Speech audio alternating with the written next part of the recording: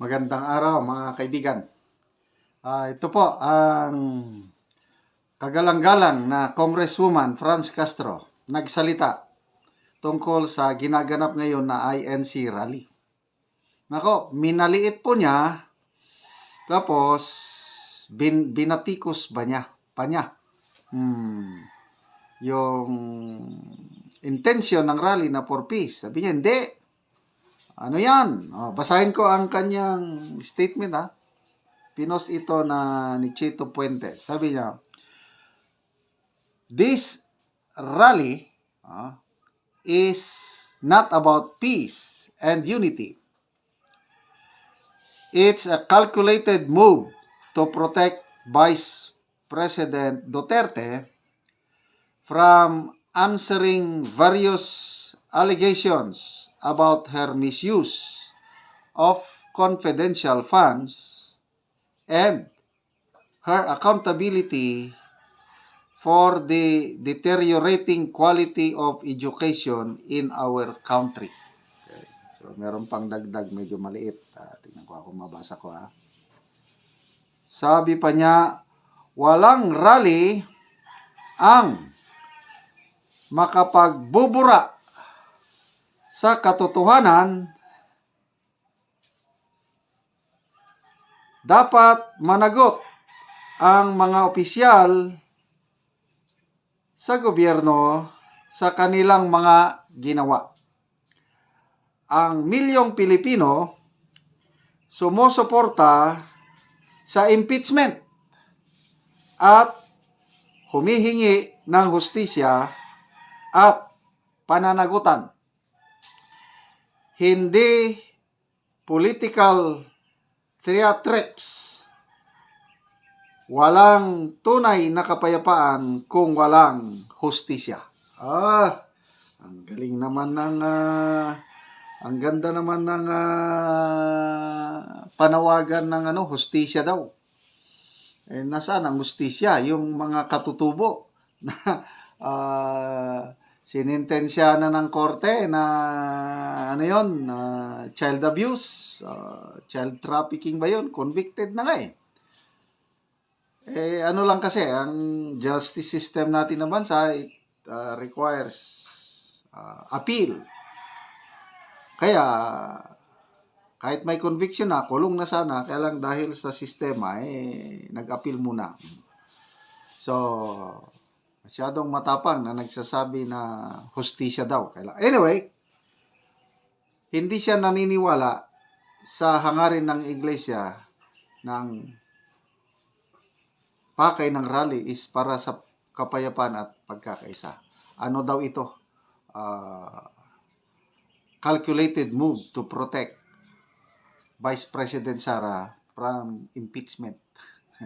Meron din akong napanood na vlog ng mga dilawan, si Christian Isguera at saka itong si Professor Ronald Llamas. Ganyan din ang sinasabi na hindi unity, kundi to protect VP Sara from impeachment. Anyway, that's part of democracy. Kanya-kanyang pananaw. So, bahala ng taong bayan. The fact na ang daming mag-attend, hindi lang members ng Iglesia ni Cristo ang nag-attend yan. Kaninang alas 10, ang estimate na ng crowd na nandun sa Quirino Grandstand, sa Luneta, maabot na po ng 1.5 million. So, alas 4 pa ang climax ng rally. So, may napanood akong vlog, si Gil Bautista, abot daw ng 6 million ang attend. Siguro, yung 6 million buong Pilipinas na kasi 13 locations po ang peace rally ng iglesia. So, kung ako ang mag-estimate, sa Quirino Grandstand, abot yan ng 2 to 3 million. Pinakamababa, 2 million. Pinakamataas, 3 million sa Quirino Grandstand. And then, suma total, sa buong sambayanan sa 13 different locations. Agree ako niyan, aabot yan ng 6 million. Sa Davao lang is Iglesia ni Cristo members lang, aabot na ng 500,000 ang mag-attend eh. Hindi pa kasama ang KOGC at iba pang mga Pilipino na gustong sumali. Kaya madaling abutin yung 6 million nationwide. Okay. So dito sa post ni Chito Puentes, sabi niya, ito daw si Castro, hindi siya matapang na magsalita ng ganyan kasi binabaliwala niya eh. Kung wala siyang backer, kung walang nagpapalakas ng loob sa kanya. According to Mr. Chito Puentes. Ang posisyon niya ngayon is Deputy Minority Leader. So, hindi siya mabibigyan ng ganyang posisyon kung walang blessing ni Speaker Martin Romualdez. So, ibig sabihin, ang nagpapalakas ng loob kay Franz Castro, according to Mr. Chito Puentes, itong kanyang ipinost, 1 hour ago, pinost niya. Kaya matapang magsalita si Castro dahil ang backer niya ay ang House leadership. And of course, ang House leadership naman, may blessing din ang Malacanang. Ganon. So, tignan natin kung anong mangyayari sa impeachment complaints.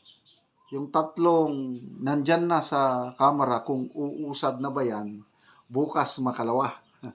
Okay, so, gusto ko lang i-share sa inyo, may mga kaibigan nating vloggers na nagla-live coverage. Ito si BMR. Bisitahin natin ang kanyang live coverage.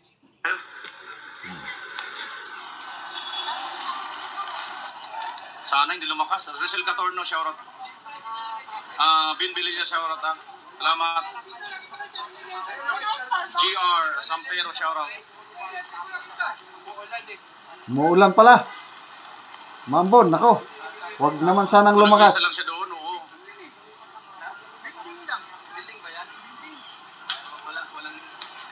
Oo nga eh. Kaso, kahit soft drinks, kahit cobra, hindi ako pwedeng kumain.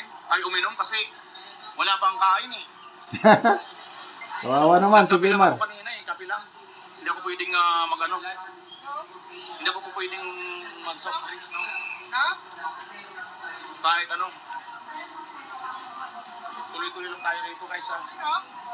Ayun, tingnan nyo to ha. Papakita ko na lang sa inyo rito itong UN, no? Grabe yung tao, oh. Nandun, no? Mga sasakyan, no? Ito rin yung UN, no? Ayan, no? Sa UN Avenue pala siya. Natin palawin nyo. Ito, may 7-Eleven dito. Kanya-kanya ng diskarte, guys. Medyo lumalakas ng ulan, ha? Kaya, mahanap na tayo ng masipilukan. Mahirap na magkasakit dito. Mahirap magkasakit. No, ayan, no, it's UN Avenue po ito, mga kabayan. At ito na po ang itsura ng UN Avenue. Ito pong kaliwang side. Mukhang parkingan na lang po ito. Dahil sa dami po ng mga sasakyan, nakapark na lang po ito. Itong kanang side na lang po yata yung gumagana, oh. Kaya lang, punong-puno pa rin ang sasakyan. So, yan ang tunay na kaganapan dito ngayon. So yun, umuulan pala. Anyway, alas 4 pa naman yung climax ng rally. Panalangin po tayo na patigilin ng Panginoon ang ulan para walang sagabal. Ulitin ko, 13 venues ang peace rally ng iglesia. Sa Ilocos Region, sa Vigan Provincial Grounds, Capitol Grounds, sa Region 2 sa Ilagan, Isabela, sa Region 3, Region 4A, 4B at NCR dyan sa Quirino Grandstand. And then may Palawan kasi malayo na ang Palawan. So pangapat na yung Palawan. Sa Visayas is Cebu, Ormoc, Meron pa, I think, Iloilo. Iloilo sa Bisaya. And then sa Mindanao, Pagadian City, Cagayan de Oro City, Butuan City, Davao City, ano pa ba? May dalawa akong nakaligtaan. So, all in all, kung estimate natin ang mag-attend dito is, yan, aabot ng 6 million. Yan ang estimate ko. So, kay Congresswoman Franz Castro, yan na, binaliwala niya. Hindi siya naniniwala sa hangarin ng iglesia. Kung ano ang iyong itinanim, yan din ang iyong anin. Tingnan nyo kung anong mangyari sa inyo sa iglesia ni Cristo.